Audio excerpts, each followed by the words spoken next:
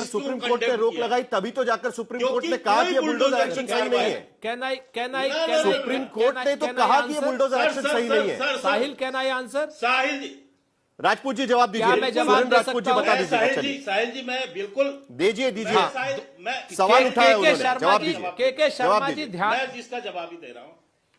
के शर्मा जी ध्यान से सुने। कार्रवाई पर रोक लगी सुप्रीम, इसका हम बिल्कुल मानते हैं, लेकिन जिस जो बुलडोजर की कार्रवाई की गई वो बकायदा कोर्ट के द्वारा जिस अतिक्रमण को हटाने की बात हुई या अवैध जो अतिक्रमण थे, जो अवैध अतिक्रमण थे, जल्दी से सुनिए राजपूत, उसके बाद मुझे आदिल हसन के पास भी जाना है। उनको ठीक है, चलिए जवाब सुन लीजिएगा। तो इसलिए सुन राजपूत जी, देखिए चलिए जल्दी से दो चीजें मैं बता देता हूं। सच्चाई पर जाइए। दो चीजें मैं बता देता हूं।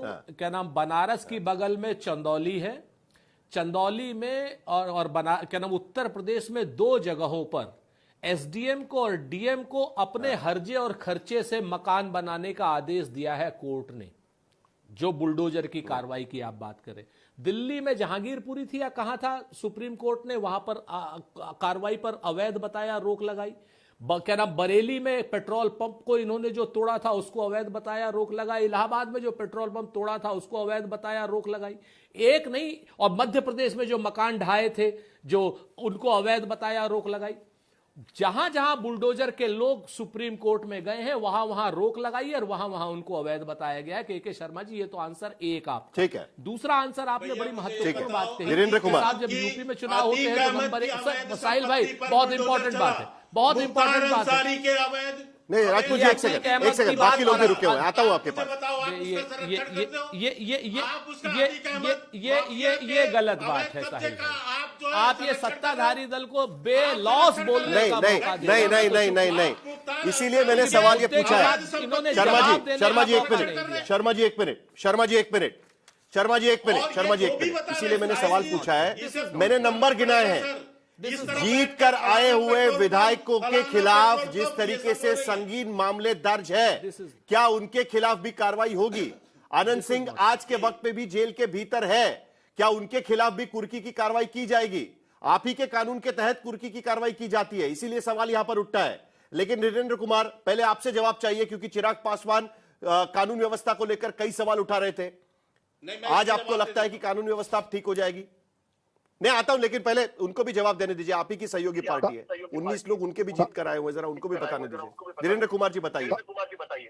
साहिल जी, देखिए, बिहार में ये कानून का राज आज पहली बार नहीं है।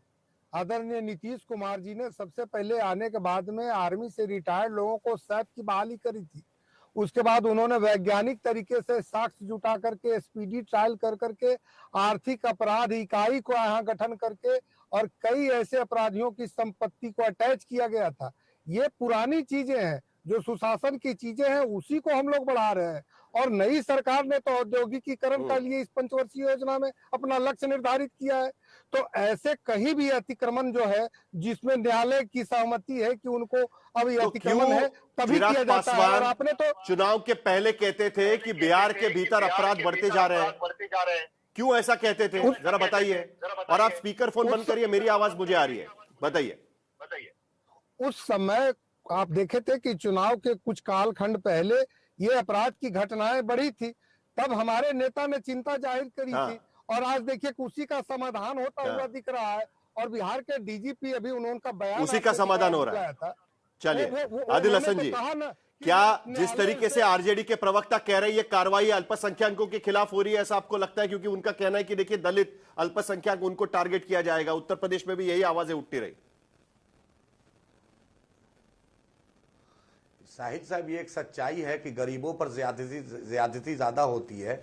पटना में 5 सितारा होटल है, गांधी मैदान के अगल बगल, जितने कोई भी दिखला दीजिए, अमीर की बिल्डिंग पे चला है। इनके एमएलए पर सुप्रीम कोर्ट ने 10 बार नहीं 25 बार कहा कि एमएलए एमपी पर जो क्रिमिनल केस है स्पीडी ट्रायल कीजिए। एक आईएएस के जानने वाले रिशु नाम है, उन पर पेपर बेचते थे, जो मैट्रिक का एग्जाम का, उस पर 10 फर्जी कंपनी दुबई गए हैं, उस पर कार्रवाई होगी। पूछिए, आप पूछिए जितने भी ऑफिसर सीमांचल में है, खासकर एक भी ऑफिस में बिना घूस के म्यूटेशन, बिना घूस के कुछ नहीं होता है, उस पर नीतीश जी कार्रवाई करे।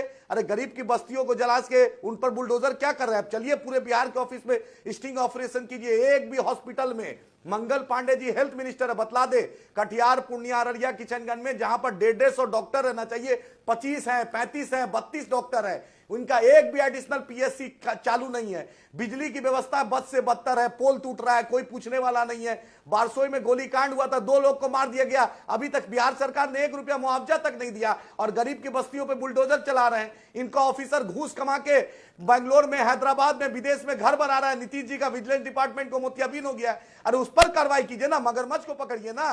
गरीब पर, दलित पर, पिछड़ा पर, अति पिछड़ा पर नीतीश जी का तो एक सुशासन था ना। सम्राट चौधरी जी कुछ नया नहीं कर रहे हैं। सम्राट चौधरी जी जिस कुर्सी पे बैठे, बोलिए पलट के देख ले सक्सेशन लिस्ट, एक से एक तुर्रम खां बने थे गृह मंत्री। तो गरीबों पर अत्याचार नहीं करे, बुलडोजर चलाए। बड़े बड़े जो लोग हैं, जो धन्ना सेठ, जो सूद का कारोबार और बड़ा बड़ा अरबों रुपए का कारोबार किए, सरकार को डकैती किए, उनके घरों पे चलाइए ना। आपका जो ऑफिसर घूस लेके मालामाल बिल्डिंग शर्मा जी, बड़े लोगों पर कार्रवाई होगी क्या? दे सकता हूं कटिहार में, बलरामपुर बड़े में, लोगों पर में, कार्रवाई होगी क्या? कोई कार्रवाई नहीं हुई। क्या विधायकों पर कार्रवाई होगी क्या? किस प्रधान सचिव पे हुआ है, किस आईएएस पे हुआ है, किस डीएम पर हुआ है, किस एसपी पे हुआ है, किस बीडीओ पे हुआ है? समय खत्म हो रहा है मेरा, 20 सेकंड में बताइए, बड़े लोगों पर भी कार्रवाई होगी क्या? बतलाइए ना। या गरीबों के मकान टूटेंगे जिस तरीके से विपक्ष मैं सवाल उठा आपको रहा है? ये बता रहा हूं, यदि इतना ही बिगड़ा जैसा कि यहाँ एआईएम के प्रवक्ता बोल रहे हैं, तो बिहार की जनता हमको 243 में से 202 सीट देके जिताती क्या? अरे 243 पे 202 सीटें जिताकर हमको जिताती क्या?